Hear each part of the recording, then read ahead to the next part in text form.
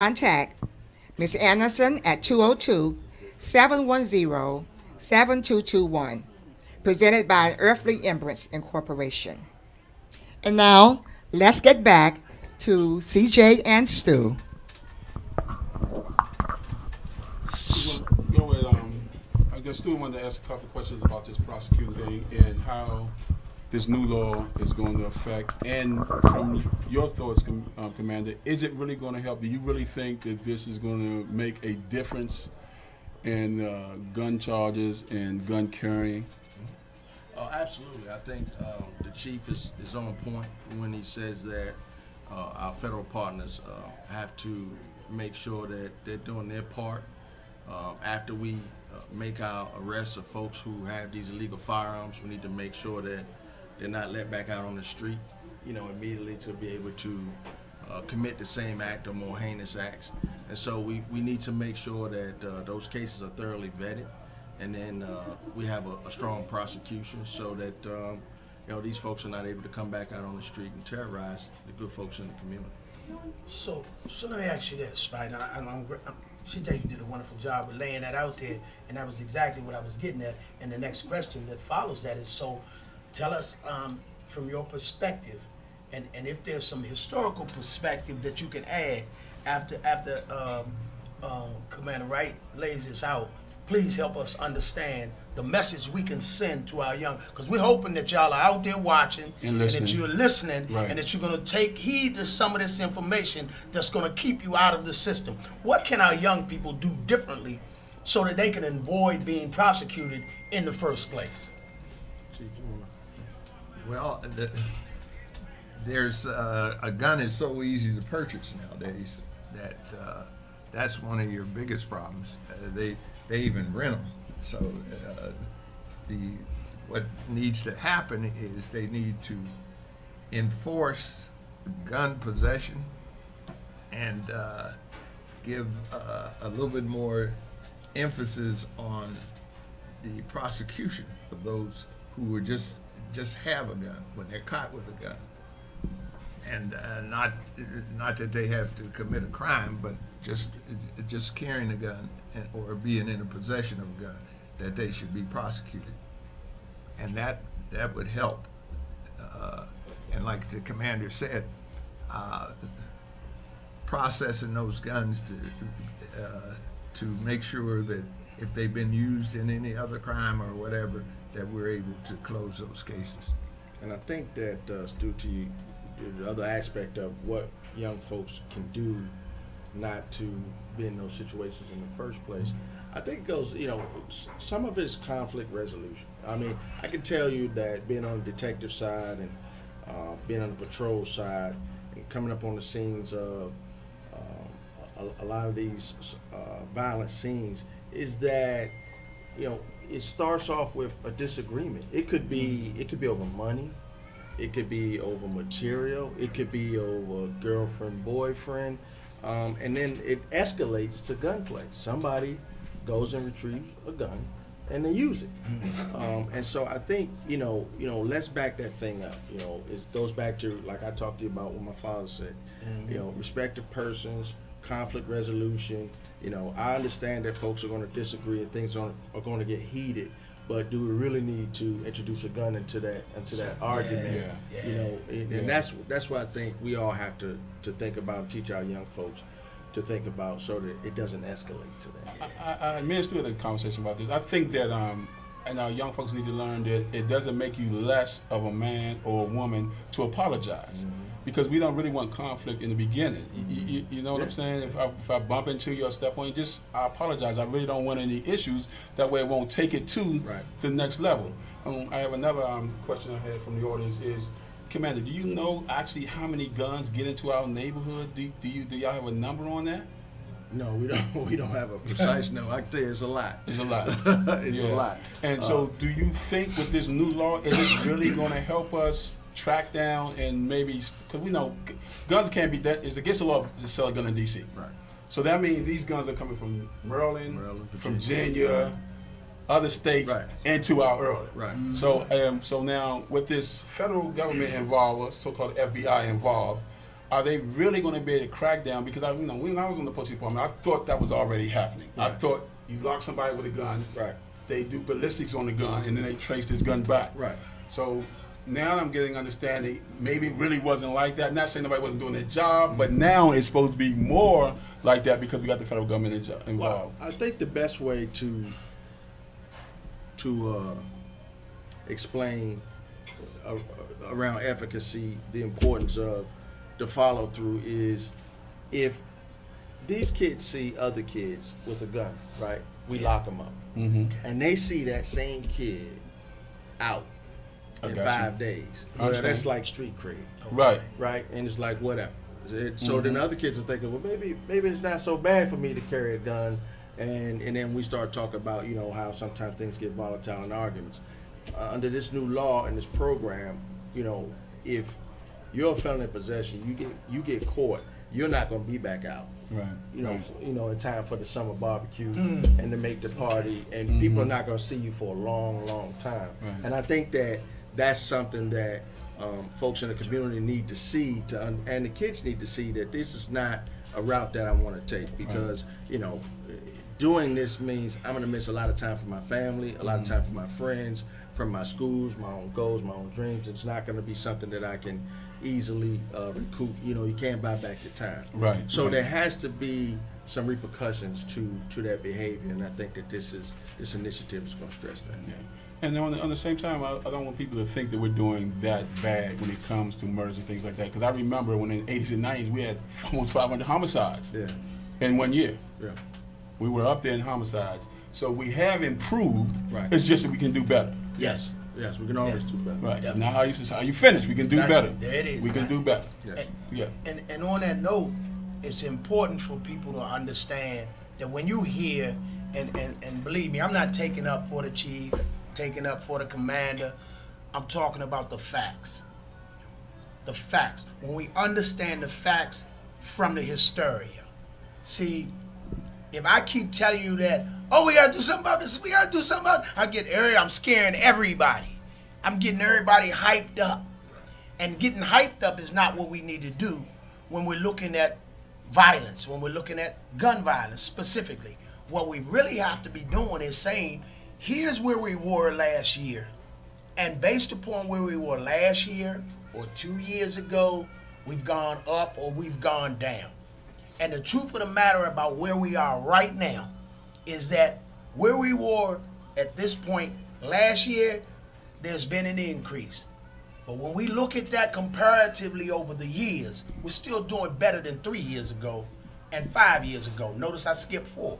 So there's been some up and down, but we've been largely on a downward trek since the 80s and 90s. And we just got to be able, I think when we accentuate the positive, Right. we can really get at it. Right. And the other thing we got to look at with this gun stuff, right, is we noted that we got to deal with the accessibility of it. Yeah. But we also have to deal with the element which causes so many of our young folk and some of our other aged folk who are grabbing guns, is that how many, I don't know if you know the answer, it's just a question, right? Percentage-wise, how many of the individuals that we've been arresting, or the city's been arresting, Black Lives Matter won't get me say Stu said we with them.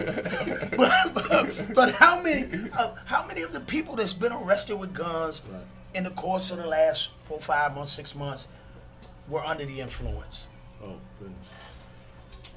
I don't have, because it just Right, I know this is spring. See, every now and then something come to my mind. I want them to be prepared when they come to the show, so we get it. So just a guesstimation. When it's a guesstimation, don't hold him to it. So now this show that let you know that we just bring these questions up. We don't allow people to get prepared for the questions. We want the answers from their heart. Go ahead. I can tell you that I think a good answer to that is a great question, by the way. Yes. Oftentimes when we do lock up folks with guns, they are in possession of drugs and or under the influence of drugs. I think that's probably the best way. And so if we could deal with the drugs, right, if somehow we could decrease the use of drugs, and I'm getting at this law we passed, and I was on the other side of it, but we may be able to do better with what's happening with the gun violence. And so I want to do shameless plug that the AHF and WEAC Radio. They're going to do this piece on February the 17th. That's a Sunday. So mark your calendars. Look for the flyers. It's the price we pay. And so the price we pay for having guns in our community, the price we pay for you know, having so many children access to drugs increases the carnage from guns. So I just wanted to say 4 p.m. to 6 p.m. at the Arc West, the black box. Why I gotta be a black box? But anyway, so back to the show. That's my shameless plug, right? We at radio. So talking about drugs, man, what's going on with the K2? Oh, goodness gracious. You know, I think everybody is aware that K2 is a huge problem. The Right. Department of Behavioral Health is trying to do a lot to stymie that. It's very cheap. It's hugely accessible by folks who want to get a hold of it. I think everybody's seen the effects of it. And so I think that, once again, you know, the chief has said, and I agree, in my own district, and I'm pretty sure the chief may agree as well, this is not something, Stu, that we want to arrest our way out of. You know, these, a lot of times the folks who are using it are already disenfranchised, already have had a hard time in life, some are a great deal of homeless, and then just some are just making bad decisions and they're turning to those things. And so we don't want to arrest our way out of that situation, but we do want to be a support to our other government agencies that address specifically behavioral health and substance abuse issues. Now, it's laws in place, because this is sold out of stores, correct? So isn't it laws in place to try to cut down on the people who actually are selling this? Right, well, they can't sell it out of stores, and we do have police officers who routinely go. My apologies, but go ahead. Finish your thought, because I got a new question. Exactly. We talked about this. Go ahead. You know, I think you might want to just say that. Thank you. Right. And so we want to discourage any distributing or selling of the drug. Right. Okay. Yeah, so we'll say that. Okay. Because I remember a conversation, and again I got to plug one of our sponsors, ACC, the executive director, and I'm going to add to that because I saw him walk in. Lamont Mitchell had a conversation about what we going to do about these people who selling this stuff out the store, right? Right. And so one of the persons that's in my ear all the time is Sound of Seekers. Is this one right here? Right. So I don't understand that whole process that they find something that's bad, right? And we realize, okay, this is making people zombies, right? And then the manufacturer changed one element of it, That's it. and they can now sell So it they out can the store store. again. So they jumping through loopholes. Right, there you go. Any idea, or let me ask this, or any message to those who can try to close those loopholes? What would you say to, and I guess that would be a legislator. That is a legislative issue. So what do we say to the legislator on how to address that? Ask them to work on it. Right. And Right. and one of the things that the community can help the commander is by informing them. If this store, and you walk in there and they're selling this, call, even if you use the tip line, the store is in violation. And so he can send somebody there to deal with it. And I think, like you said, it's a legislative issue. The folks have got to talk to their folks on, you know, on the council, Congress, those kind of things, and push for, I think, stronger laws, and I think that's important. So. Something else a little off of with me and Stu, one of the questions we didn't put on there. How do you feel about the legalizing of marijuana? How do I feel about it? Yeah, being honest. Come on now. And it's Come on, it's okay. Yeah, I mean, you know. We got him up here on uniform, and you know we got him live. Look at him. He's not gonna be able to say he didn't do that. I gotta put him on the spot a little bit there. Come on now. Well, you know, I'm not a politician. I'm a soldier. Right. So, you know. Being a soldier on the streets. The laws are handed down, and, you know, Okay. I make sure that myself and my district is in full compliance with the laws. I understand that. I understand you're gonna be in compliance with it. That's not the question. The question is, this is the question. I'm not gonna let you tap dance around this, all right? Right. The question is this: how do you feel personally about legalizing marijuana? Let me take him off. I don't like it. There you go. I'm retired, so I can give you an honest. I can give you an honest answer because, see, in the district, you walk across the street in some of the areas right downtown, and it becomes illegal. Yes. On the federal side and on the district side, it's legal. It becomes a important problem in enforcement. I understand that. I understand that. Now, He did. He did. But going back, I'm not going to take my words back. I said I disagree with it. okay, so now this is the way I'm feeling. Do you think it's going to reduce crime, though? Do you think because now you can go buy it legally from a place, and then instead of the young man standing on the corner selling it, do you think that's going to happen? Well, let me answer it. Commander, Commander, do you think it's going to help reduce crime? Well, I think that I know you my boy and all that. We go way back, but come on now. See, I wouldn't do that. if your question is your question that do I think that now that's legalized is that going to have an impact on crime? Yes.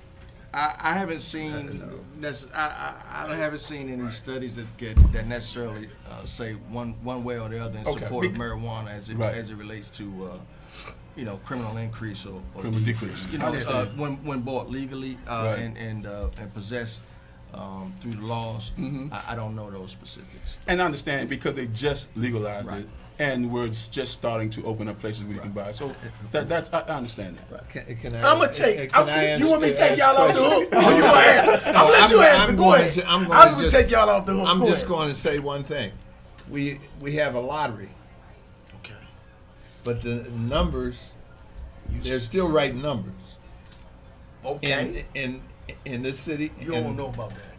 Go ahead. That's all I can say. I understand. And I understand they still writing so numbers, but at undermarket. the same time, though, okay, we're going to use that example. Okay. They have a lottery, but they still writing numbers. But the mafia is less involved in it now. You agree? You agree? Good point. The mafia is not involved in it the way it was before numbers became legal. So, and under that state, it did help reduce crime. But I got another one now. Hold on now, because alcohol is in the same position. Prohibition, right? Right. You couldn't do it. Now I don't know if are they still bootlegging? Yep. I just thought I asked a question. I don't know though, right? Well, you might have to go to Kentucky and Tennessee and those states, but yes, they still bootlegging. So I guess my thought is that I believe in the long run it's going to help. That's me. I believe in the long run it's going to help. Because eventually, right now they're saying it's for medical use only, but eventually, like anything else, you're going to be able to get it, whether it's medical use or not. And then it's taking the young man who's fighting over a corner and they're just selling marijuana, that's going to go away because you can go a certain place and buy it. So I think it was a good thing in the end, that part of it. I also think the young people have to understand, though, that doesn't mean that you can be smoking marijuana out in front of somebody's house, walking down the street, things like that. Just like you wouldn't go to work drinking alcohol. You can't go to work and then light up a joint. So I think young people have to understand that part also. But I do think it's going to help reduce crime in the long run. That's a wonderful place for us to now take a break. And when we come back, we're going to talk about how we communicate with the community, how the community can communicate with you guys, and how we can better have some synergy in the terms of what we do. A few announcements. That man wants 50 cents. Okay. A few announcements for your community and for your information. The Far Southeast Family Collaborative, Strength Collaborative, in partnership with Bus Boys and Ports and Anacostia, they want you to take advantage of their employment opportunities. They are hosting a hiring fair February the 12th and February the 15th Also on February the 21st and February the 22nd. For information, you may call 202-889-1425. Again, 202-889-1425. Also, let's not forget Shawnice Milton. She was brutally murdered at the 2700 block of Good Hope Road Southeast, Wednesday, May 27, 2015, at 9:40 p.m. Up to a $25,000 reward. If you want to give a tip, the tip line, text tip line is 50411, or call Detective Chanel Howard at 202-437-0451. Also, take advantage of Shawnice Milton Bookstore, located at WEAC Radio, 1920 Martin Luther King Jr. Avenue, Southeast. On Saturday, February 23rd, Pop 2019 Artist Teen and Young Adult Showcase will be at 12:30 p.m. at the Bald Eagle Community Center, located at 100 Joliet Street Southwest. Vendors are needed. Call Queen Afee at 202-821-8933. Again, call Queen Afee at 202-821-8933. Also, on February the 16th at 2 p.m., The Legacy of Harriet Truman, a one-woman performance by Courtney Smith at Bellevue William O. Lockridge Library, located at 115 Atlanta Street Southwest, 202-243-1185 for your information. Now, let's get back to CJ and Stu. All right, Commander, a couple questions. So is there something out there that the community should know that could help them with the police department? Is some things out there that y'all can talk about, or you can talk about, that maybe they might know, the community might not know about, to get some input on? You mean reference to services? Reference to services. Is there some type of police services out there you say, I think we should get this word out there to the community about this type of service or anything like that? Well, I think our homepage, MPD's homepage, is an excellent homepage that showcases all of our different services and opportunities that the police department does relative to outreach in the community. Also, it's ways that you can access crime in your neighborhood. Okay. Our listserv, we're very active on our listserv. We let you know when something is going on in the community. We try to keep the people in the community updated at all times as it relates to how that crime may be impacting throughways, thoroughfares, things like that.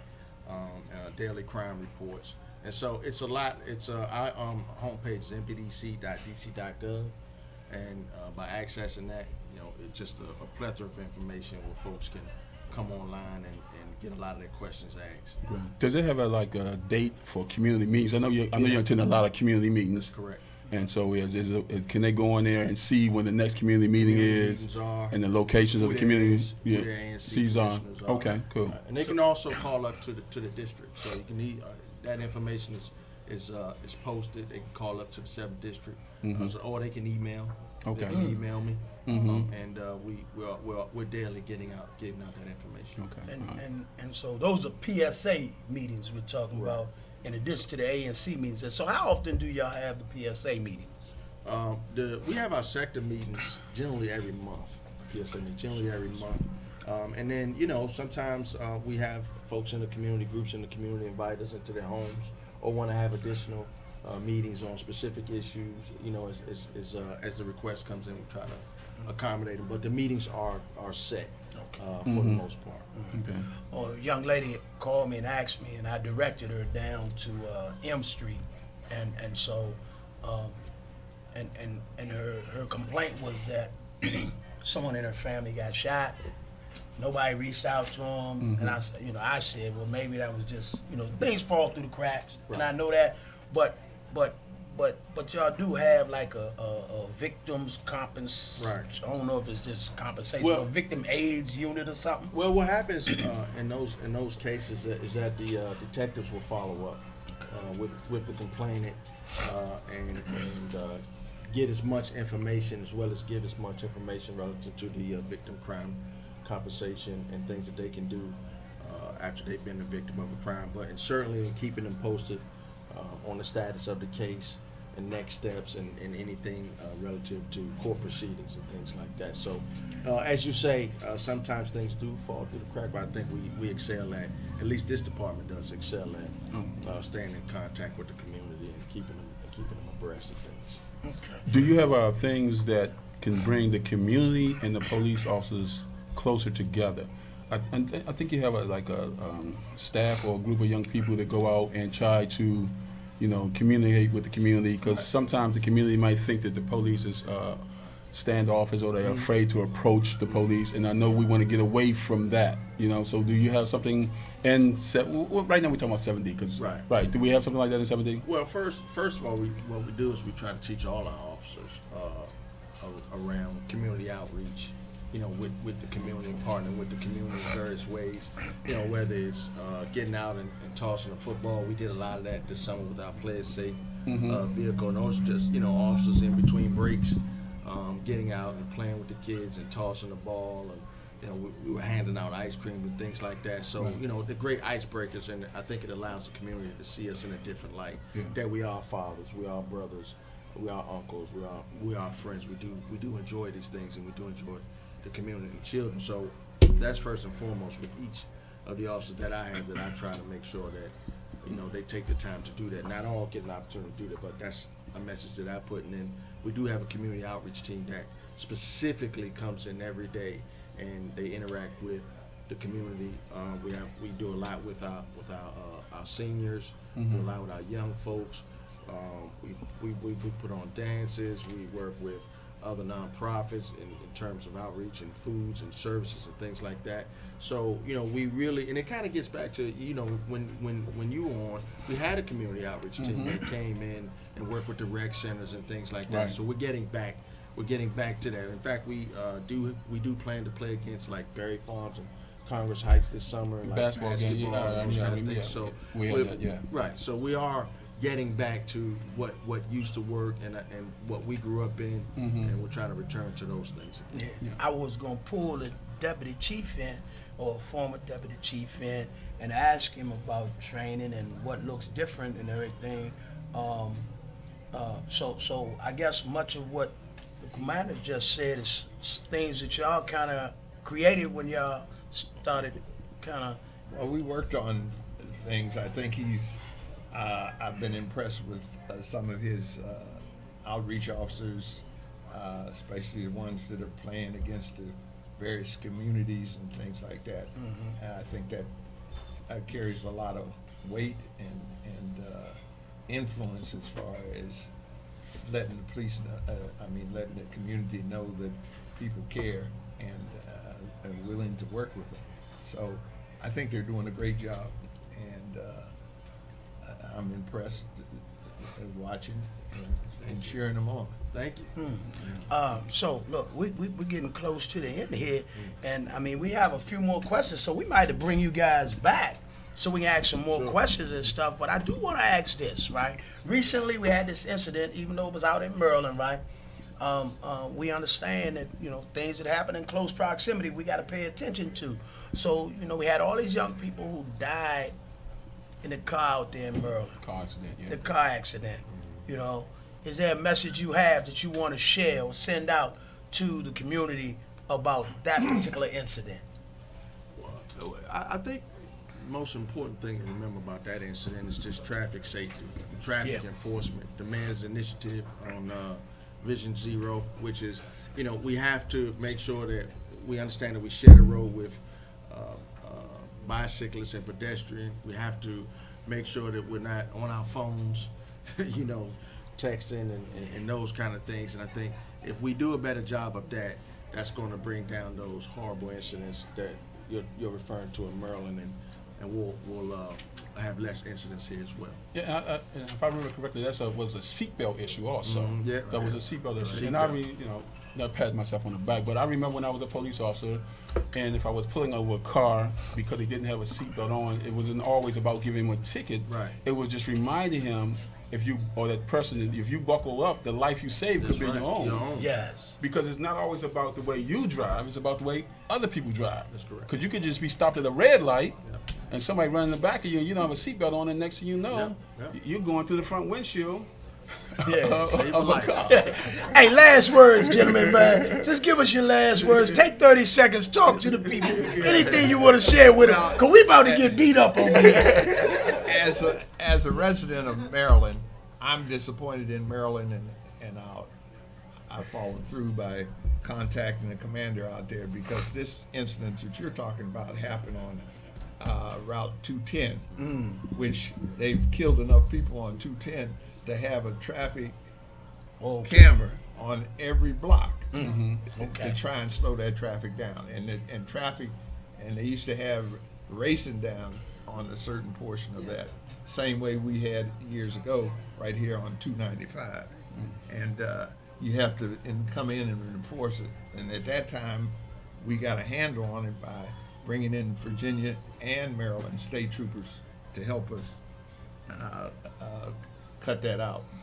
I know it's time to wrap up, but talking about the traffic cameras, they can get on me. Talking about the traffic cameras, do you think that the traffic cameras, I do personally, help reduce speed, and also, besides making the city rich, also That was going to be my point, right? besides making the city rich, also help reduce accidents? Absolutely.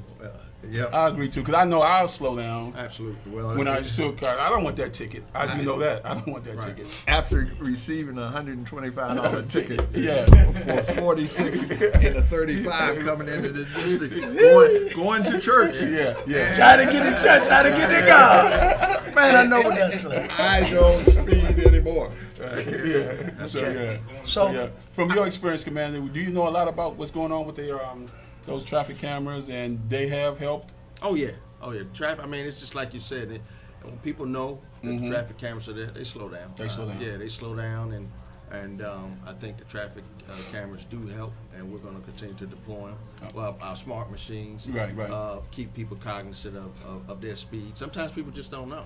Exactly. So it's good to know that you're going a little bit over your speed limit. Do you think not just a camera, always a camera somewhere, but you put out those machines showing how fast you're going? Smart machine. Yeah, it's a smart machine. That helps also. That Okay, always that's what's called a smart machine. All right, cool. So, my last word before CJ closes out is thanking our sponsors.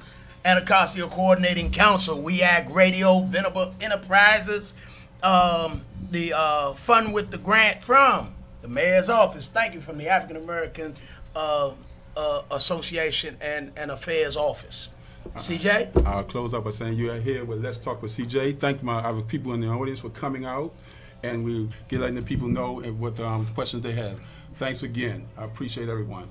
Thank you. Appreciate it. Thank you. Okay. Sorry, we got it. Okay. Start the next one, man. Thank you, man. We appreciate having y'all, man. That's it.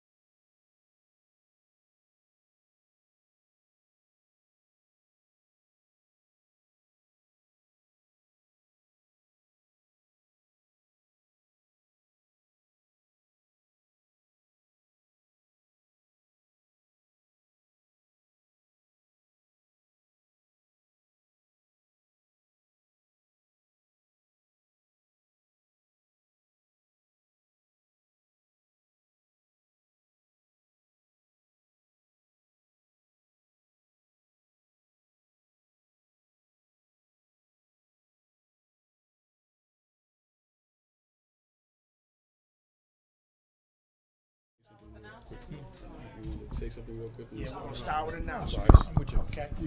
Let's go. We ready? We start with some announcements as well.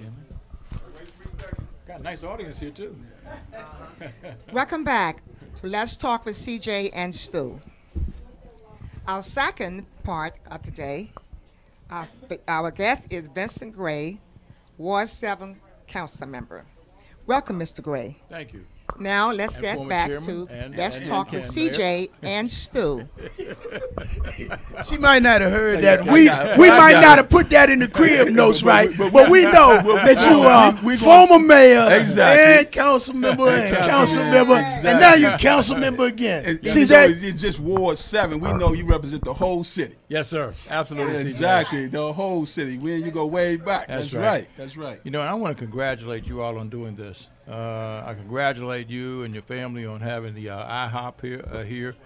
But even more than that, being able to establish another mechanism for us to be able to communicate with people. So I absolutely congratulate you all, and I'm with you all the way. Hey, you know we support you all the way, too. Thank you. I appreciate it, From the CJ. very beginning, man. Yes, sir. From the very beginning. Yes, sir. I think you've been very positive to this area, to the city, and I'm looking forward to talk about this hospital that you're bringing over here. That's well needed. Desperately needed. State of the art, what I understand from what me and you've been talking about it. Yes, sir. All right, so I'm gonna let you go ahead and say a few words, and then we got some questions. A couple of them gonna be a little tough, but I know you can handle it. So where's the door in case I got to run? Oh, we got security in front of the door. We'll put security in front of the door. go out the window. No, I appreciate you all having me on. It really is an honor to be among the first ones to be on your show. And we are looking forward to be able to address some of the important issues that exist on the east end of the city, in Ward 7 and Ward 8. We have 150,000 people who live in Ward 7 and Ward 8 combined. And then when you put Ward 5 together with it, areas of Ward 5 that are on the east end, on the east side of the Anacostia River, you're talking about close to 200,000 people, CJ. Wow. That's a lot of people. That's a lot of people. And we ought to be ashamed. This city should be ashamed that we haven't done more to be able to bring the kind of health care services that people desperately need. Mm-hmm. We spend a lot of time bragging about the fact that we have one of the highest levels of insurance anywhere in the nation, and it's true. There's only one state that has a higher level of health insurance in place for their people than we do, and that's Massachusetts. But the real issue is not how many people have health insurance, but do they have places to go? Right. Where's the access to the services that they need? And that's what we're trying to build now. We're trying to build a system which we not only have a hospital, I know we're going to talk about that, but that we have other services as well. It really is unconscionable that we have all these people who live in Ward 7 and Ward 8 and Ward 5. There is not one urgent care center available to anybody who lives in those areas. Right. It's shameful, and Right. we've got to do better, and that's what we're working to do better with. Yeah. So I want to talk back up a little bit. So when they talked about the Obamacare and all this other type of stuff, I was telling them I'm a citizen of D.C. We've always had free health care. It was always some type of health care for people. So, the city was always good with doing that. And now we're going to step up and build an hospital in Ward 8 for all these people. That is a big thing. It's huge. I know that's a big thing. I know you've been trying to jump over a lot of mountains to get this done for these two wards. Absolutely. And as you know, Ward 7 and 8 has the most trauma in them. And so when I'm understanding, you can correct me if I'm wrong, this is going to be a trauma 2. Right. And so this is where my hard question is coming in. If we have the most trauma and this is only a trauma 2, what's the difference between a trauma 1 and a trauma 2 if we have the major trauma unit? So that means if someone has a major shooting or stabbing here, they still have to be sent somewhere else instead of the hospital because this is only going to be a trauma 2. Is that correct, or you can correct me on that? No, it's not. It's not the case. Okay. Not in all cases. It All right. depends on the severity Okay. of the injury. We do have people who are shot who need that kind of intervention, and we do have 3 trauma 1s hospitals in the District of Columbia. We have Howard, we have the hospital center, and we have children, which is obviously for the very youngest of our children, to be able to serve them.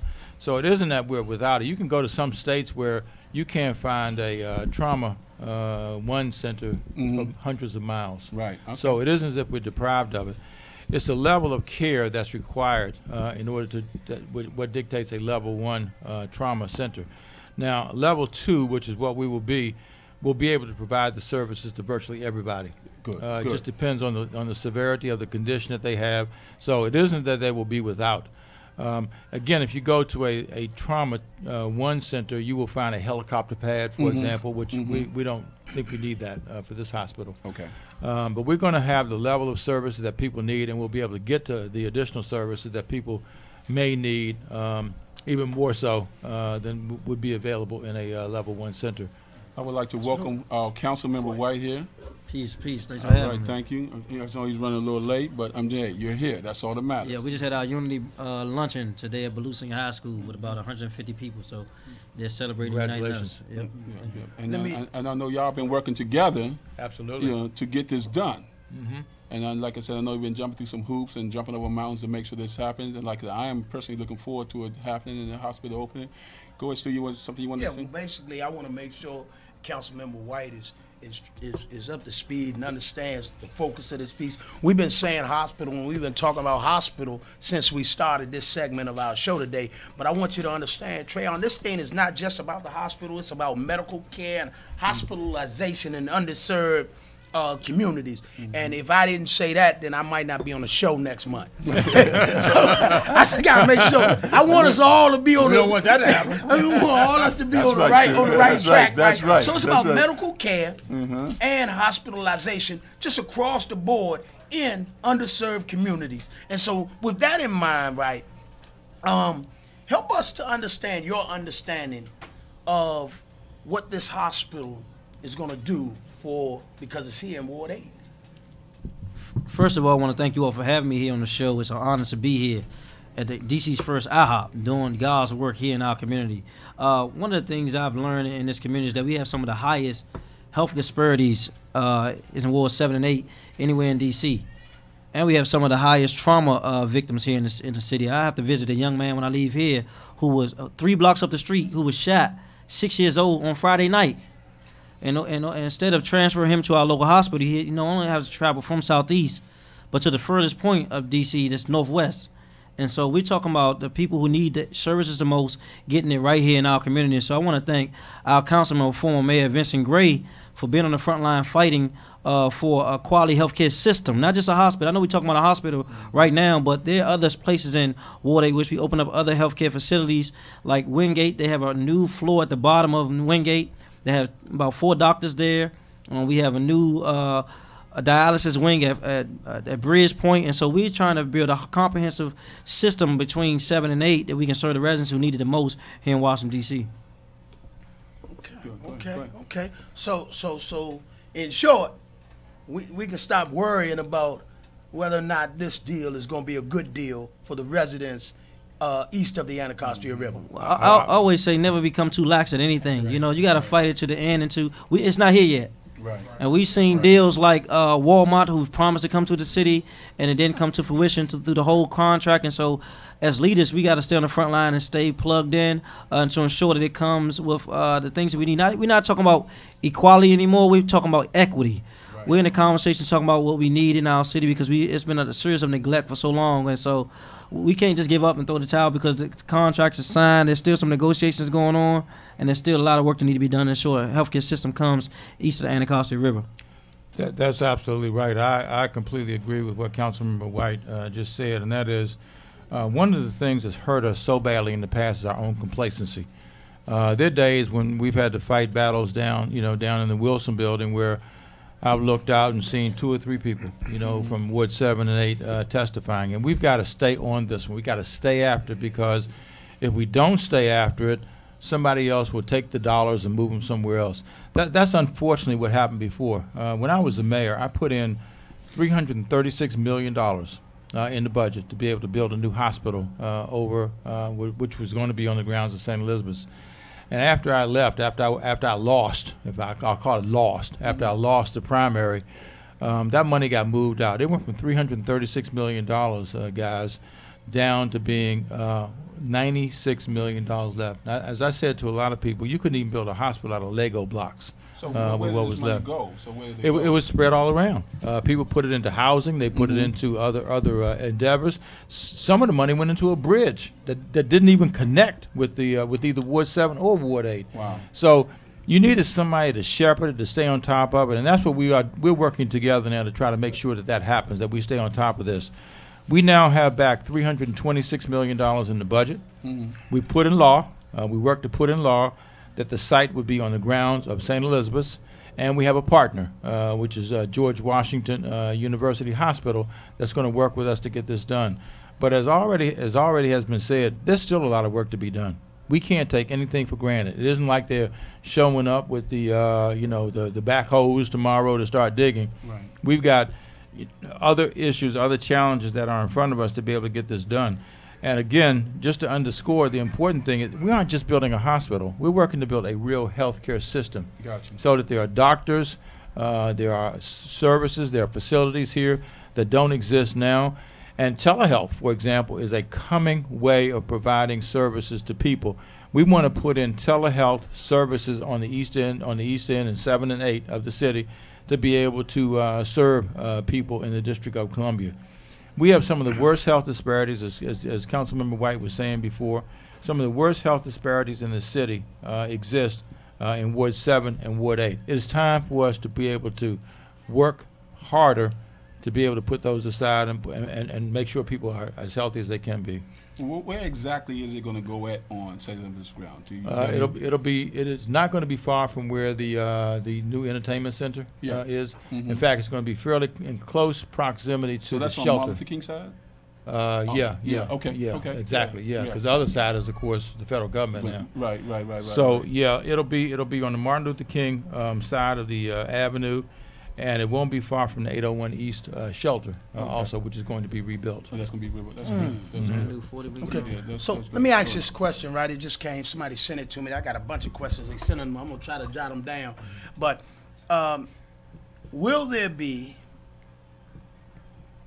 an opportunity for members of the community to weigh in on this? Will there be a community conversations or something to give them an opportunity to, or is this a done deal? Is it so far gone that there won't be conversations? Well, absolutely. I'm a person who believes very strongly in talking with the people who are most affected by what we're trying to do. I've done a lot of that over the years as we've gotten to this place, and if people have questions, I'm happy to do that on any day. I go out to lots of meetings where we talk about it. There's some people in the audience who were with us at the Anacostia Coordinating Council session just a matter of weeks ago, where there were lots of questions about the hospital, what we were trying to accomplish. So it is not a completely done deal. It'll never be a completely done deal, especially if we're working to build a healthcare system. It'll be an evolutionary process. So I would invite people in my instance, because I'm proud to chair the health committee. That's what I wanted to do in coming back to chair the health committee, so that we could really work on these awful problems that we have here. So I invite people to come to our hearings. We're doing the oversight right now. We got the Department of Behavioral Health coming up this coming week. And I invite people to call my office, call the committee staff, and talk to them about anything they want to talk about. And if we don't have the answers readily available to us at that point, I promise you we'll get the answers. And I don't have any reservations about saying I don't know fully the answer to that. I'll give you a partial answer, or I will give you the full answer that I have, but I will find out the answer. And we get better when you ask us questions. And that's being truthful and honest is always okay, because no one knows everything. Absolutely Exactly. not. But as long as you can get the answer, that's the important thing. That's right. Councilman White, what do you say to that? So I've been a part of at least 2 different forums involving the conversation around the hospital. You know, it was a controversial piece, especially when the conversation came about Howard University and about Foggy Bottom. And also Ward 7 and 8, I think this is what my colleague Vincent Gray is talking about, Councilman Vincent Gray is talking about, hosted a forum that he attended, I guess, about 2 weeks ago, 2-3 weeks ago, in the community. So there's ongoing conversation.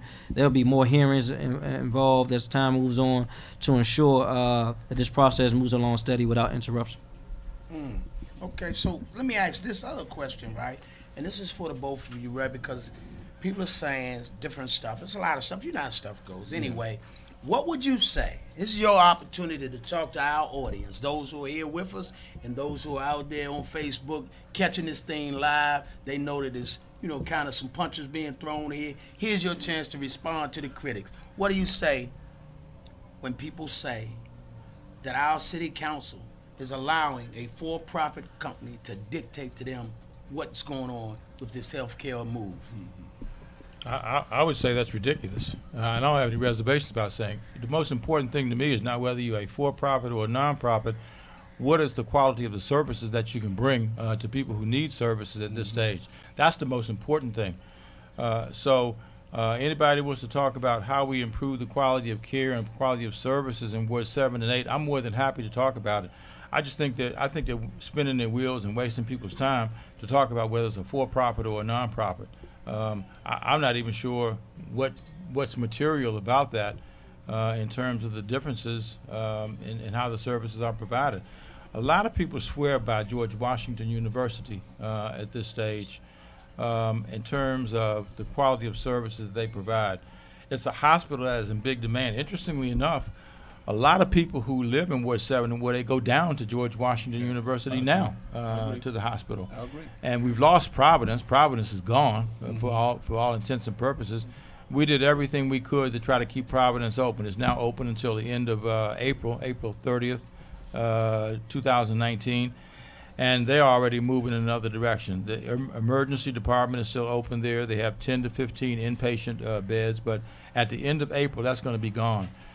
I've been working with the leadership of Ascension, which owns Providence Hospital at this stage, to try to figure out additional services that they can provide that will be helpful, especially to people who live in Ward 7 and Ward 8. They now are committed to helping to build, on the grounds of Providence, an urgent care center. But there's another organization, MBI, which is going to open an urgent care center as well. We ought to be ashamed to have to sit here and say that we don't have an urgent care center, and we have a lot of people who just go to emergency departments or go nowhere at this stage. That's what we really want to build. So when people want to talk to me about this, I hope they'll want to talk about the quality of the services that we're going to provide, that we're trying to provide, rather than worry about whether something is a nonprofit or a for-profit. I've seen a lot of organizations that are a nonprofit that provide really poor services, and I've seen organizations that are for-profit do the same thing, but they also provide good services. My issue, my challenge is going to be to determine what can you do? What can you do for the 150,000 people who live in Ward 7 and Ward 8? And I hope that's the discussion that people will want to have. I have to agree with you. It's more important about getting good quality service than if it's a profit or non-profit organization. At the end of the day, we want our people well taken care of. You know, I appreciate you saying that too, CJ. And what people may not understand is that George Washington University Hospital is run by Universal Health Services, and they have hospitals all over the country.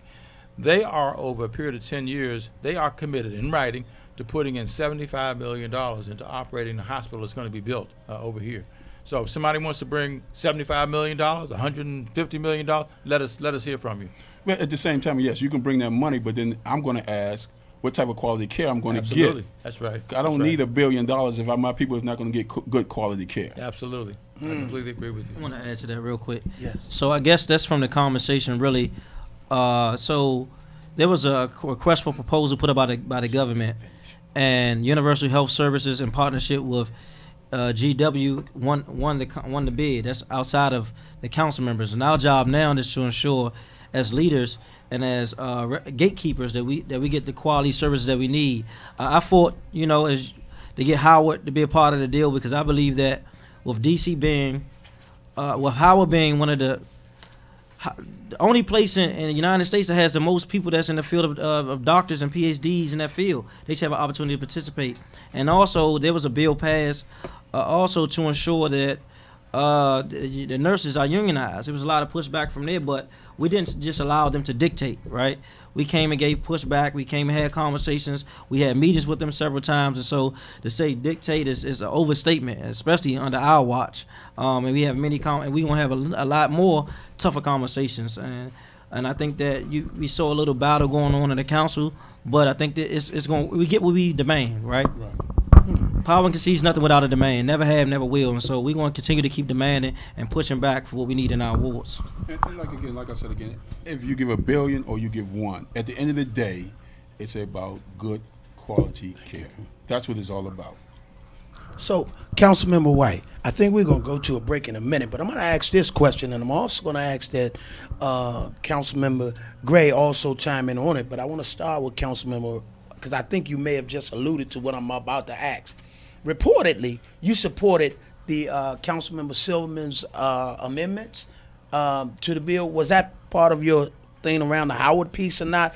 And I'm also told that Councilmember Gray, you might not have been fully appreciative of that or accepting of that. So tell us something about that amendment that you like, Councilmember White, and then if there's some pushback, Councilmember Gray, help us out with that, and then we'll go to a break. So briefly, what Councilmember Silverman proposed was that one of the things that the hospital said when they moved to Ward 8 or east of the Anacostia River, that they wasn't guaranteed that the workers would be unionized. And we had a lot of workers at United Medical Center who've been working with more patients that they supposed to be working with, stressed out, dealing with K2 patients, been a lot of physical abuse that's been sticking it through the bad times. And so we wanted to ensure they're able to at least have a chance to come during the good times. And so part of the legislation was to ensure that the workers be unionized, have some type of coverage when coming to the hospital. So that's what I supported with that particular bill.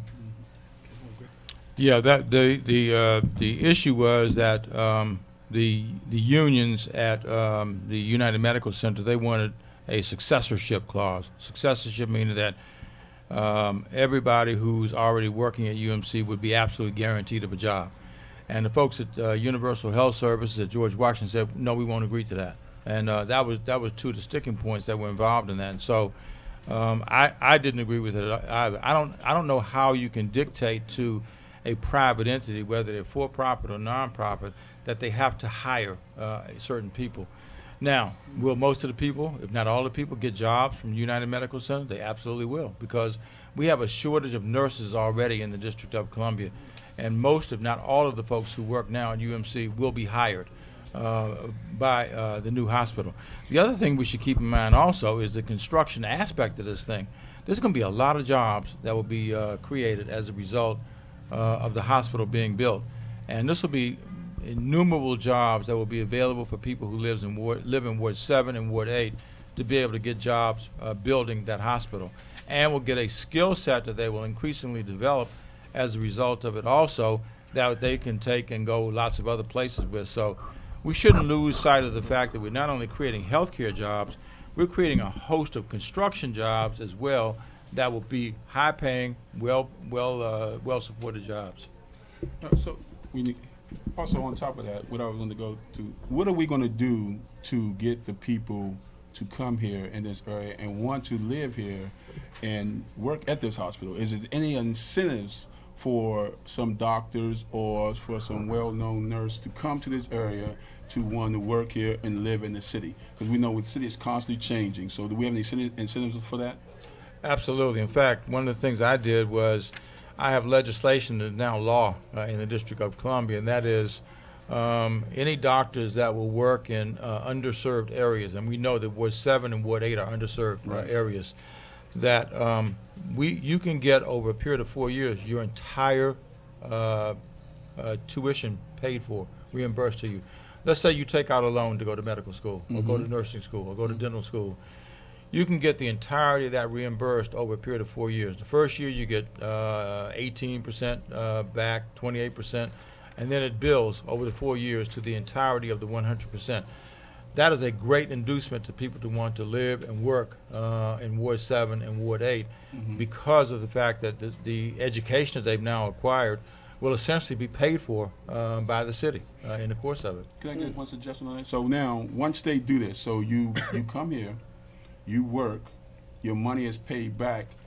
Are they going to sign a contract saying they got to stay for a period of time? Because we know how we do. We'll come, we'll get our money back, we'll get the experience, and then we'll leave and go somewhere else. So those same people we then paid this off for, this is just my suggestion, I think that they should have to sign something saying they have to be here for a certain amount of time. So if they leave, then they have to pay this money back, you know, because we just don't want to train them, pay them, give them the money back, and then they go run off to somewhere else, you know? Absolutely, and that's why it's graduated. The first year is 18%, and let's say you leave after the first year, Right. you will have gotten that 18%. You will not get another dollar back. Now, at the end of 4 years, can they go somewhere else? Yes, but the services that they will have provided over those 4 years will be incredibly valuable, important to the people who live in Ward 7 and Ward 8. I don't know that there's anything that we can do to make them stay past the 4 years. But they will not get. They will get the money in increments. They will get the first year, after the first year. They will get the second year, after the second year. Understand. So they're providing service all along the way. So I have a question. On that last year, that 4th year, can we, this is a suggestion, no asking, is it a way to say, look, you got to at least stay 5 years for this whole thing to establish? In the very beginning, saying, yes, you'll get paid off in 4th year, but you need to stay the 5th year to complete this. You understand what I'm saying? Sure do. Yeah, I think we could try to do that. It means essentially what you're saying to them is that unless you stay 5 years, you get 5 years. You get 4 years over 5 years. Right.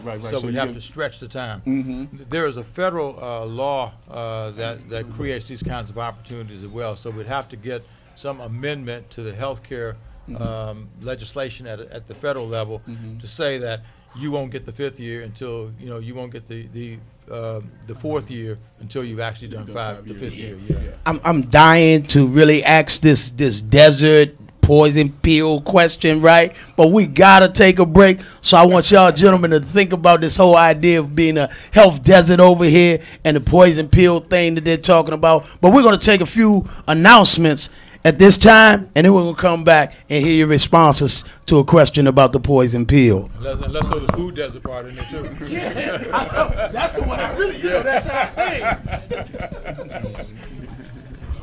The Far Southeast Family Strength Collaborative is hosting an annual conference for 2019 at Savoy Elementary School. Save the date. Again, this Saturday, April 13th, 2019. Family fun, workshops, vendors, and giveaways. Resource vendor opportunities are available. For your information, you may email fsfsccome@farsoutheast.org for your vendor registration. Also, this is a known Black history fact. I don't think I ever had a raspberry lemonade. In 1862, Freedman Hospital was founded at Washington, D.C. It was the first hospital of its kind to aid in the medical treatment of the former slaves in the United States. We are also honored with Davis Barbershop and Beauty Services, located at 4646 Livingston Road, Southeast. They have been serving Ward 8 for over 50 years. What a great service. And now, back to Let's Talk with CJ and Stu. All right, so my co-host, he stepped off. He'll be back in a minute. But let us go ahead and have this conversation with our audience. Let's talk about this idea that some people are saying that this deal, you know what I'm saying, in an area that has really been, let's talk about the history. First and foremost, tell me about the history of hospitals in the ward first, and then we'll come, because this is Black History Month, and it's 365 days in the trenches for cats like me and Trey. But let's walk through, what's the history of hospitals been like east of the river? Okay, he's deferring. Okay, I look like I could put him around. I want to say it like that. No, we've had a deep history of hospitals, just not real hospital, just not healthcare services in Ward 7 and Ward 8.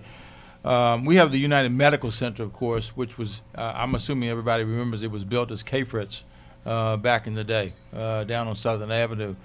And it changed from Cambridge to it changed to Greater Southeast. Yeah, and then from Greater Southeast to United Medical Center. Okay. In fact, it almost went out of business. I remember that. Yes. Yeah. The Greater Southeast was bought out by this group from somewhere up in New England. I was on the council at the time. I was council chair, and the hospital was about to close because they were financially unable to continue. And this group, Specialty Services, I think was the name of them, they stepped up and bought the then Greater Southeast Hospital and renamed it the United Medical Center. And as a result, the hospital was able to stay open. But one of the things we need to recognize at this stage is, as we could talk about the deep history of hospitals in the District of Columbia, especially in Ward 7 and Ward 8, they have been financially challenged. And right now, the United Medical Center has some huge financial challenges. The deficit this past year, including the depreciation, which has to be included in any audit, if you look at the audit for the United Medical Center, it had a deficit of $48 million this past year. And that's only going to grow, and that's another reason why we need to move forward with the new hospital, because we can't afford to spend that kind of money. It just doesn't make sense. We need to put that money. If we have that kind of money available, we need to put it into the care of people, not putting it into keeping something open that just can't survive. So again, $48 million. The predictions are that it will be anywhere from $40 to $50 million the current year, and probably will only get worse, which is, I hope, part of the argument of the people who live in Ward 7 and Ward 8 to say, look, we need to get on with this now. We need to get this done. We need to move forward. We need to invest the money in the healthcare services, the future of people in the District of Columbia. So to the extent that we want to, that we want to talk about the history of healthcare services in the District of Columbia, when Katie was talking earlier, she talked about Freedman's Hospital. My father spent his entire life working at Freedman's Hospital, his entire life. My father, neither my mother nor my father went to high school. They never had the formal education. My father worked in the hospital. He worked in the order. He was an orderly, as they called him in those days when he was coming along. He was an orderly that worked in the operating room. He cleaned up the operating room. That's what he did. And then he got a job and eventually became the head of handling all the supplies in the hospital. My father actually created something. He invented something for which he never got anything but a certificate and $200 for, because there was a time when Freedman's Hospital was controlled by the federal government. There's something called a sphygmomanometer, which for most people is a blood pressure machine. They used to have to be carried from room to room by the physicians. My father created a mounting instrument, a mounting dolly, that they could put those instruments on and they could roll them from one room to the other. And if you go back and read my father's obituary, you will see that the first paragraph in it says that he created this thing, he invented it, and it became used in every hospital in the United States of America. And what's your father's name? James R. Gray. So that's Black History. Yeah, That's Black History. That's Black History. Right. That's exactly right. Hey, I'd like to add to that another little tad bit, right? 1950. April 1st, a great doctor died. There it is. A former council member's son, right? He was the father of Charlene Drew. Okay, yeah. So, okay, I got that backwards. So that's a black fact that he came up with this idea for developing and working with the blood plasma and everything, and then the organization actually helped to pull it all the way together and everything. And so that's another black fact. So what about this idea? How did they get to calling this hospital a poison pill? What's the thought on that? That's the first I heard of it. That's the first you heard of it? I don't think they're calling the hospital a poison pill. They think it's I think the issue was around certain provisions that have been introduced, and the one we talked about around the unions was one of them. So, but no, I don't think anybody regards it as a poison pill. I think people regard it as something they want to see get done, and we've got to fight to make it happen. Nobody's going to give us anything. The comment that was made by Councilmember White just a couple minutes ago about power concedes nothing without a battle. It's absolutely true. That was Frederick Douglass, right? Talking about African American history, Black History Month.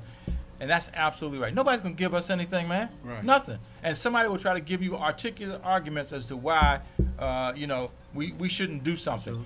Look what happened. Look what happened. We should be outraged that $336 million was taken away from the people over here and put in other parts of the District of Columbia. Yeah. We should never let that happen again. Never. We should be absolutely outraged, gentlemen, about that happening, and we should make sure it never happens again. No matter whatever battles we have to fight, no matter what issues we have to fight, we need to make sure we keep the prize in front of us, and that is bringing real health care to people who desperately need it and deserve it, and not till somebody else comes to live over here. We know that's coming. It needs to be happening now for the people who live in Ward 7 and live in Ward 8. I agree 100%. We shouldn't be waiting for the people, the color of the people changing before we bring a hospital. That's exactly right. We've lived through a lot healthcare through system. Here. Yep, Exactly. healthcare We system. lived through a lot, and we should deserve the best here now. What will happen to the medical hospital center once this hospital opens? Good question. You mean the hospital center uptown? No, the one, no, no, UMC. UMC. UMC. It will close. It will close. It will close. It will be replaced by a new hospital. Okay, so that'll close, and then we will open the hospital up here on the St. Louis. East Campus. East Campus. And So what happens? To the What land? happens to the land? We haven't decided that yet. We have to get there. We haven't decided what's gonna happen to that land yet. Okay. The district owns the land. The district on. There's 21 acres. There's 21 acres there, and Okay. What we ought to be doing, and I look forward to working with my brother here to try to figure out how we get that redeveloped in a way to the benefit of the people who live over here, Right. who live in Ward 7 and live in Ward 8. Exactly. There's 21 acres, housing, amenities. I mean, look at the paucity of grocery stores we have over here. It just doesn't make sense. We got 3 grocery stores between Ward 7 and Ward 8 combined. We got Giant right here next to the IHOP where we are today, and we got 2 Safeways in Ward 7. That is ludicrous. You got some wards in the District of Columbia alone, a single ward that has 9 and 10 grocery stores. Our dollars are green. Last time I looked, we spend a lot of money. We're the most spendable people there are. Absolutely, and we don't need to be going out to Prince Gucci. George's Yeah. County either to be able to spend our money. That's right. That's a good point, Councilmember White. We should be telling that to Gucci, Exactly. right? We spend more money than any other person do. But it's good to hear you speak of housing, and that might be a possibility with that parcel of land. I do want to talk with you. We'd like to talk with you about housing, but I may push back and back up a little bit, right? Because we got to get answers to certain questions, right? You know, we want people to have an understanding. And we don't want to walk away from here today and people be saying, "Man, Stu, y'all ain't asked a question about Right. Female needs in health care. So let's talk about obstetrician stuff. You know what I'm saying? And the other gynecological stuff. Now I'm playing. I'm playing with it, right? I know, but I want y'all to talk to people about these things. That women are, I think there are more women over here than any of us. So we gotta make sure that we looking out for their interests. And so. Right. We don't want them to say Stu and CJ and Stu, man. They didn't even think about women. So tell us about those services and how much of it will this hospital be able to deliver to the 200,000 people or so that are east of the river? Well, we've negotiated this now into being a 200-bed hospital. They were trying to, the first study that was done, they were going to do 106 beds. I said, come on, man, y'all got to do better than that. And then it went to 150, and now it's up to 200. But what people need to recognize is, to go back to your question, Stu, and that is the question around obstetrical services, which for those who want to take it a little further is basically care for having a baby. Right. I mean, it's not an illness, of course. Having a baby should be one of the most exciting things that somebody has in their life. So it's been a great thing, right? Yeah, absolutely. And too often it's been portrayed as an illness, and people need to be taken care of as if they're sick, which is not true at all. But one of the worst things we have right now in this city is that the obstetrical care services that were being provided at the United Medical Center were terminated in the summer of 2017. They were terminated because they were so poor. And I supported that. It was the health director, Dr. Nesbitt, who made that decision, and I supported in writing her decision to stop those services at that stage because there was a baby and a mom who died at United Medical Center. And then when Providence ran into its problems, they stopped the obstetrical services also. So right now, there is not a woman who lives east or west of North or South Capitol Street, who lives east of North and South Capitol Street. A woman cannot have a baby in any of those areas because there are no obstetrical services at this stage. And we have worked hard to make sure that as a part of this deal, the services, obstetrical services, are an inherent part of the new hospital. Because Columbia Women's Hospital is closed. They're closed. Right, that's where I was born. They're closed, yeah. They're closed, yeah. Right. Yep. And as far as how many beds do GW have in it roughly now? GW has 385 beds, and they're trying to expand it. That's been a part of the discussion, them expanding. which, nobody says that they were fighting against the building of the hospital over here.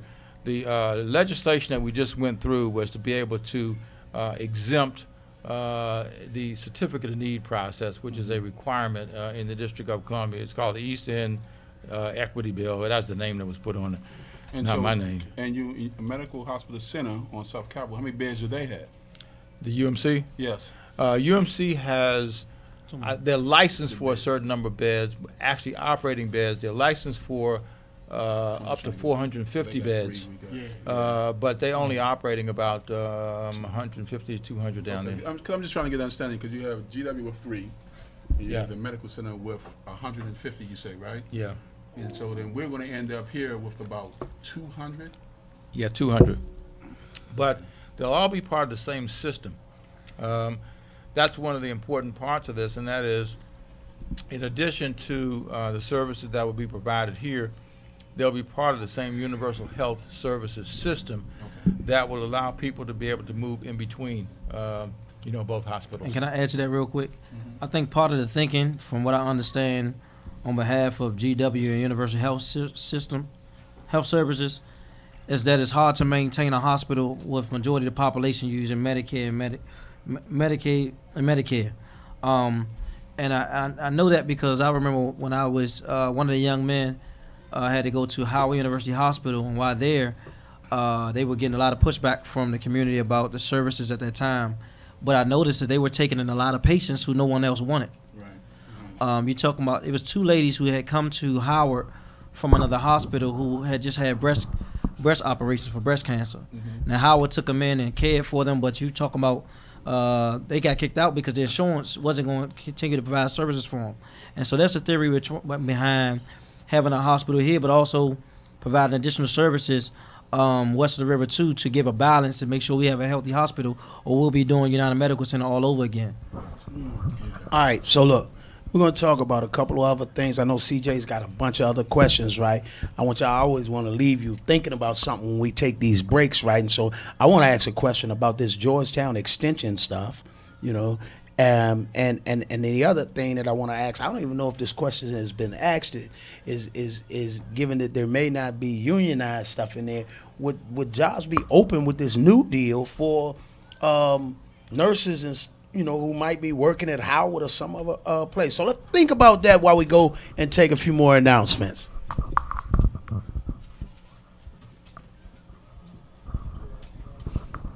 It's a great time for you to be MPD. The Police Cadet Corps is offering training. The Police Cadet Corps is designed to prepare candidates for interest in the Metropolitan Police Office Recruit Program. No. Cadets are between the ages of 17 and 24. Uniformed civilian employees working part-time for the Metropolitan Police Department while attending the University of the District of Columbia Community College. The department funds up to 60 college credits to enable district residents with a high school degree from a district high school or a GED to meet the college education requirements. Salary starting at $33,429. So come out, get trained to be a police cadet corps. Now let's talk with CJ and Stu. Let's do that off about I guess, explain to me a little bit more about the union and the pushback from GW with the union. So are the nurses in union at GW? Are they union nurses? No. Okay. But the nurses at United Medical Center are union. Yes. And so that's you have what SEIU and you have the DC Nurses Association. There. Okay, I'm just trying to get. Okay, so that's what I'm trying to get understanding. So because we're looking at GW running the hospital, that's what they have against the union nurses coming over. It's not so much that they have against the nurses themselves, because I really believe that virtually every nurse who works at UMC will get hired. Okay. The issue is around whether they'll be unionized or not, and of course anybody can file with the National Labor Relations Collective Relations Bargaining Board. So to be a union, right. Nobody cannot be denied. Nobody can be denied right. that. So they can do it. The issue was around whether they will automatically be moved over or not. And I maintain that virtually everybody will get a job who's coming out of UMC. We have a nurse shortage in the District of Columbia at this point, and we have growing needs as a result. So I think that it would be pretty easy to make the case for where there is going to be a need for increased numbers of nurses. In fact, if you look at the fact that Providence is closed down, a number of those nurses now have gone on to other places. They're in big demand. You look at the hospital center, the situation they're in. We just had them down for a presentation at our oversight hearing. They've had, which is not acceptable at all, but they've had people who have been laying on gurneys for 24 hours in the hallways at the hospital center. And they will tell you that they're absolutely overcrowded. There's a debate about what the reason for that is, but I don't have any doubt at all in my mind that a big factor in that is the fact that Providence Hospital has closed down for all intents and purposes, and they're not going to open up again as they were before. Is Providence, help me, I don't even know, is Providence closed now, or are they planning on closing down? Providence is, for all intents and purposes, closed. Providence still has an emergency department that is open, and there used to be a 285-bed hospital. They're down to 10 to 15 beds now at the hospital. Wow. They have made the statement that they're going in a different direction. They want to put up different kinds of services. It was, and I've said it directly to him. I said it on the record. I've said it directly to the leadership of Ascension, which owns Providence. It's a Catholic-based organization that owns them. And I said it to them. I said, this is one of the worst public relations things I've ever seen. I was about to ask you. It was about horrible, that. man. It was absolutely horrible the way people were treated in that. Nobody knew before last July that they were going to do this. And they announced it at the time that they were going to do this. And then they took the obligatory 90 days that was required to notify people. They sent a letter out in the middle of September saying they were closing on December 14th. We had a hearing. We brought in the Providence Hospital folk. We brought in the health department folks.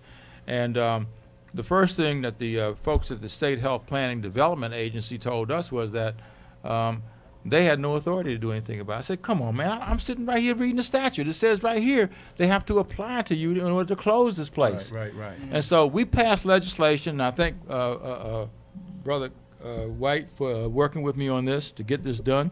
But we did legislation that clarified the law that says you have to apply in order to be able to close this place. Did they have a reason? What's the reason for the Financial, yeah. Okay. They told us how much they lost. Now, we've asked the Attorney General of the District of Columbia to examine those records to see how much they're really losing. I mean, it's pretty hard to make somebody stay open if they're losing money. I understand. Yeah. I agree with that. But we want to see how much you lose. If you're really losing, show us how much you're losing. Yeah. And, and there's a moral obligation associated with this also, and that is if you say you are a religious institution and you're in the business of providing health care, how do you just walk away like that? Right. Now, since we are talking about they lost money, what is going to help the new hospitals going to open here to make sure we don't fall into that category where we're losing money like that when eventually, so this hospital has eventually closed down? Councilmember White put his finger on it, and that is the mix of services that will be provided, the mix of population that people will be able to go from Foggy Bottom to the hospital that's going to be built in Ward 8 and vice versa. So that when you have Medicare and Medicaid patients, one of the ways of making ends meet is because you have a mix, a mixture use. Yeah, exactly. You have mixture of insurance income coming in the door. And that's what will make this work for universal health services with both hospitals now working together. Okay. I got a bunch of questions jumping around on my head. I got a list over here like crazy. We're not going to get to all these questions. And given that you guys have just started talking about money and everything, where do you guys stand on this universal health care? This is a broader question than just our little East End Hospital. I'm sucked in there, boss. They done sucked me in. I said East End. I didn't give it that name. I said I would never say that. I said I would. So just to get what do you think about universal health care, where everybody gets what they need? I'm gonna dive in this real quick from another perspective, right? I was actually doing some history and some studying on Muammar Gaddafi, right? And how he started the conversation and the movement around healthcare as a human right, right? and he also said housing was a human right, and he utilized his platform and resources to those underneath his leadership to provide that. And I think that we're in a unique place in the United States where we have to push back and ensure that's part of the conversation, because that's not a want, that's a need. And we don't want to create the notion that because you're poor you should lay and die, or you have to. A lot of our seniors in the war have to choose between medicine or food, right? And I think that we looking at this, the federal government, as it shifts and turns and upside down to give pushback. And I just left our fierce leader, our Congresswoman Ellen Norton, and she talked about her push to ensure that universal health care becomes a priority for her in our push from Washington, D.C., because there's far too many people who may be left out of the equation than in the equation when it comes to District of Columbia.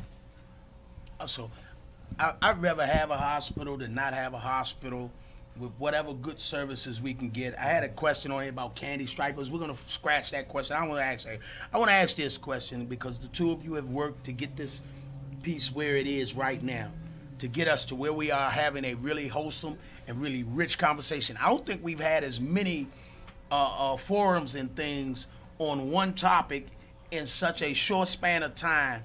And so I welcome the fact that y'all guys have come out to do this. I thank y'all for coming on the show. But let me ask you these two questions. I'll give them both out there, and then y'all can take turns tagging it, and we'll see how much time we have left, because I know CJ's got some other stuff.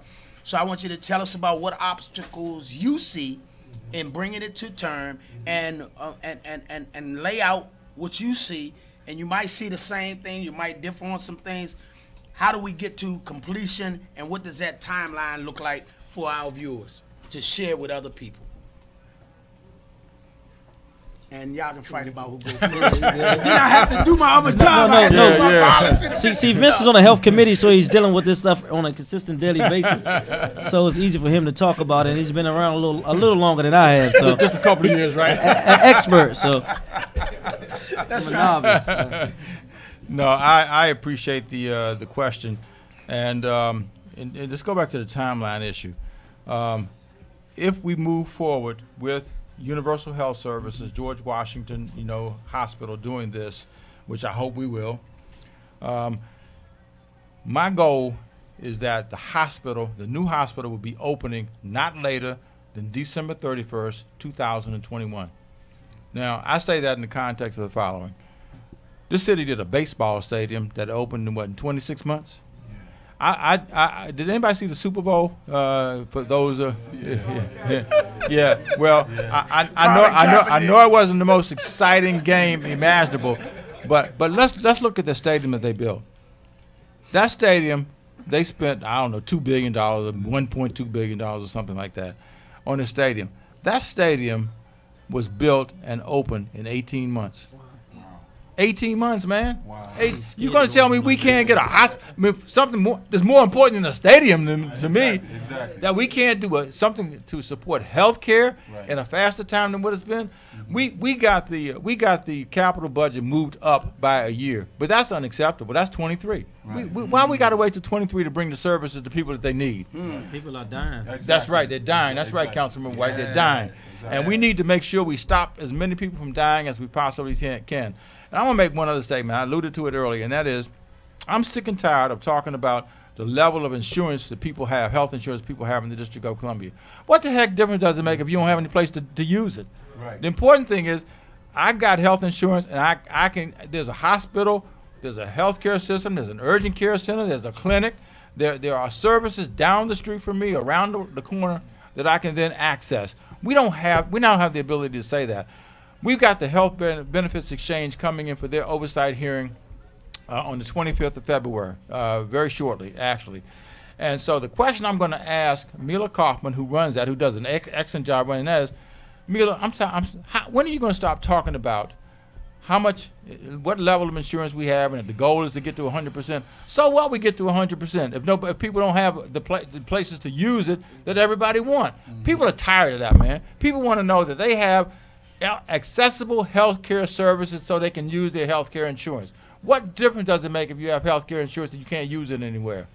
All right, look, I love that football analogy. I'm going to do one more thing, and then I'm going to punt the ball over to CJ. So I want everybody to know the price we pay is coming. Drugs, the price we pay is coming, and it's going to come on February. It's a Sunday, February 17, 2019, from 4 p.m. to 6 p.m. at the Art in the Black Box. Earlier I said, why did it have to be a black box? But this piece is narrated by an Academy Award winner, J.K. Simmons. So y'all make sure y'all put that on your calendar. CJ. I want to say this. So, Councilman, there's going to be another meeting on this. If people know about another meeting, they come out, they vote on, they talk about.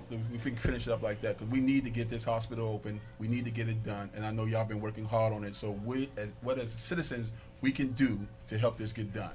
There will be lots of meetings, and I hope that they're constructive meetings. People who want to talk about how do we constructively get to the next step. I don't mind going to meetings. I go to meetings all the time, but I don't want to go to meetings where somebody has just set up a meeting to criticize something that we're trying to do.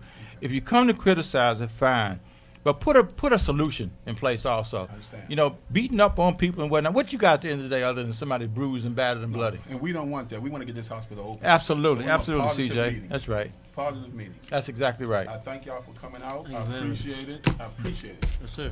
It's all Thanks a right. lot. Definitely. That's it. Thanks, Trey. Appreciate you as well, man. It's a phenomenal show. Yes, sir. My brother. Yeah. Run around. Oh, man. Next show. Get us a photo, man. Are we still live? Can we get the last show in? What's the next show? Where my technical assistant people at? Somebody tell me. Next show is?